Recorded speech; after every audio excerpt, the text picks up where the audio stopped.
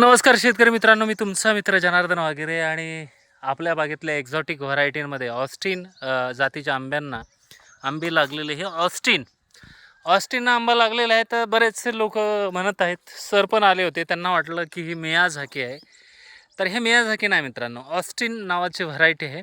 आणि ऑस्टिनचे हे सुंदर अशी फळं आहेत, तुम्ही बघू शकता. हे सर गुजरातहून आलेले आहेत आणि त्यांनी हे बघायचं होतं त्यांना, त्याच्यामुळे ते आले होते. तुम्ही बघू शकता जमिनीच्या खाली लेवलवर आपल्या आंब्याच्या बागेत हे ऑस्टिन नावाची जात लागलेली आहे. त्याचबरोबर लोक आता सध्या सोशल मीडियावर तर तुम्ही बघितलं तर अक्षरशः वादळ आलेलं असं समजलं तरी चालेल. आणि ही आता व्हरायटी बघा, ही व्हरायटी तुम्हाला वाटत असेल ही व्हरायटी म्हणजे मियाझाकी आहे. मियाझाकी नाही, ही लिली आहे. लिली लिली नावाची व्हरायटी आहे. आणि आतमध्ये आंबे सुद्धा पडलेले आहेत. हे बघा, असे मस्त घडायला लागतात लिलीला. परंतु फार अशी सुंदर अशी आपण म्हणतो ना की टेस्ट आंबे, तर हे टेस्टी आंबे नसतात. याच्यात शुगर लेवल फार कमी असते